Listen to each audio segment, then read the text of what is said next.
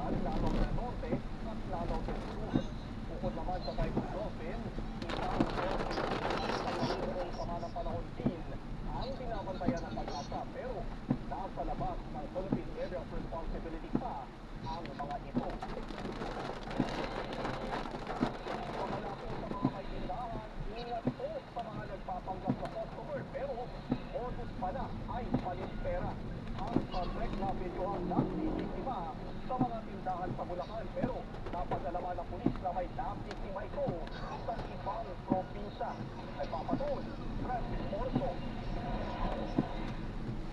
Madilim kung bumili ng sigarilyo at nakipagkwentuhan pa sa nagtitinda ang customer na ito sa sari-sari store sa barangay Palungaw, Kalupit, Bulacan nitong Miyerkules ng hapon.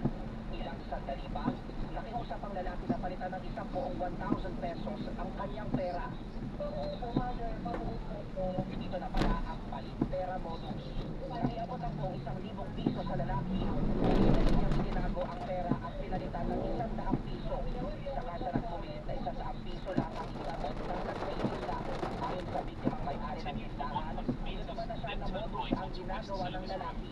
Kaya hindi niya agad iniabot ang pangalawang 1,000 piso. Parang kung kuya ako na sabi niya is sumagin ang pag-realize at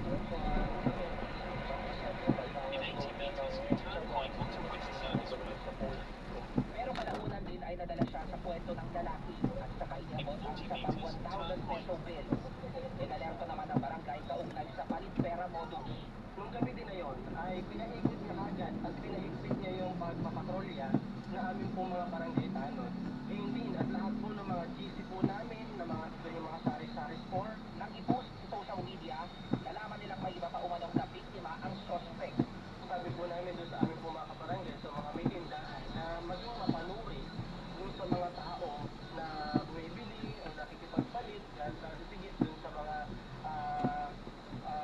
matatanda, mga senior citizen. Bago ang tindahan, nakuhanan din ang suspect na nabiktima naman sa isang Korean Mart sa barangay Kaipian sa San del Monte, Bulacan noong Martes. Una niyang ibinayad ang 1,000 piso buo, pero kalaunan ay sinabi sa kahera na may bayas ang 100 piso at ito na lang ang ibabayad. Nang ibalik sa kahera ang 1,000, agad itong sinabi ng lalaki at sinabi 100 lang ang iniabot ng kahera sa kanya. Kaya kalaunan ay nagbigay ng pangalawang 1,000 piso. Dahil sa kalituhan, huli na lang napagtatuyang nilansisa ng suspect at kulang na ang pera niya sa kaha. Hindi pa rin natutuntun at natutukoy ang pagkakabilan ng suspect. Nakipag-ugnayan na ang barangay official sa pulisya para sa kaunang aksyon. Francis Orso, TVS-TV. Umuyan pa si Senador Alan Peter Cayetano sa aligasyon ni Senador Ping Lacson na may anomalya sa reclamation operation sa Taguig. Ngayon Lacson hindi bababa sa 32 ang umano'y na anomalya flood control project sa Taguig. Nagpapatrol Danny Fernandez. Patatutok ang batuhan ng akusasyon ni Senador Ping Lacson kontra kay Senador Alan Peter Cayetano. Ang pinakapulitin ang reclamation sa Legislative sa bahagi ng Taguig na dalawa si Cayetano. Sa pahayagi, sinabi ni Lacson, siyang nagtaon na tinatago ang umanong walang pagpapagdang physical na reclamation operation sa Laguna Ibay bilang flood control project. Isa niya, inulit ng pamilya Cayetano ang kanilang posisyon para isipin ang mga opisyal ng Laguna Lake Development Authority o LLDA, Philippine Reclamation Authority at iba pang mga ahensya na mandatong protektahan ang lawa. Sinagot ni Cayetano ang parata sa isang live sa social media. Ang purpose po ay ma-enjoy ng tao. Ang purpose po ay hindi malagyan ng informal settlers at hindi po magkaroon po ng mga or kung hindi man informal settlers, hindi magkaroon ng mga sindikato na parang kami ng mga lupa dyan at gagawin private. Panindihan po po yan na ang public service, ang pag-develop ng city, pag-develop ng lady, don't shoot first and ask questions later. Pinabulaanan na rin ng dating Senate President na hindi itinatago bilang flood control project ang development sa Lake Shore. Dagdag niya, dumaan sa iba't ibang administrasyon ang proyekto. Itinanggi rin ni Cayetano na pribadong individual ang nagmamay-ari ng lugar. Sa tag-isa po, makikita nyo, sa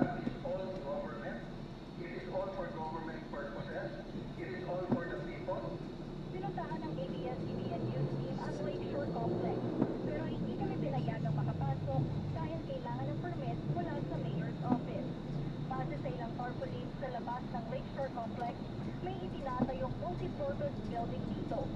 49 million pesos ang halaga ng proyekto sa ilalim ng Phase 1 at 2. Samantala, sinabi nila ito base sa kanyang impormasyon, ibababa sa 32 ang umano'y maanumalyang flood control project sa Taguig. Nanindigan naman si Cayetano na hindi siya nagbibiro nang inimbitahan si Lacson sa Taguig para personal na bisitahin ang flood control project dito. Denisa Fernandez, ABS-CBN News. Ang wellness clinic na tinayo ng isang young couple ang hindi lang tumututo sa pagpapaganda ng kanilang mga customer kundi maging sa pangkalahatang kalusugan ng isang individual. Alamin natin ang kanilang kwento sa may uulan kaya mo.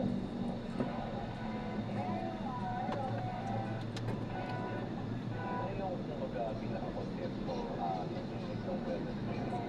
We want a holistic approach, diba? Often neglected kasi yung health eh. And then, basta maganda sa labas, feeling natin okay lang. But, inside, pwedeng meron pala dun na hindi natin napapansin, hindi natin nabibigyan ng attention na kailangan pala.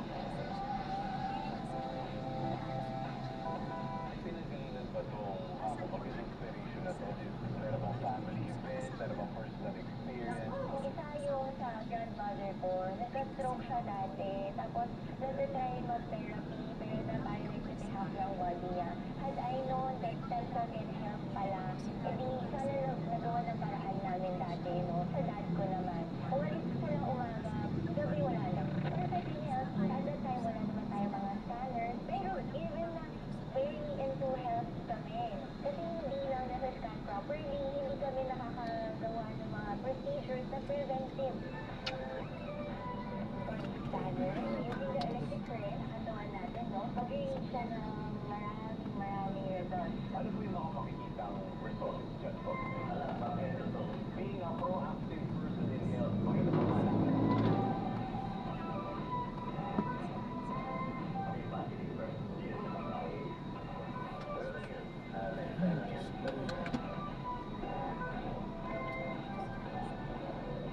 Abangan ang buong kwento sa may puhunan, kaya mo. Linggo, alas 3 ng hapon. 10 sa 14 na tinagurian. Na-drop na natin sila. So, maraming salamat po sa panonood. Sa muli po ingat po. At God bless. Paalam po.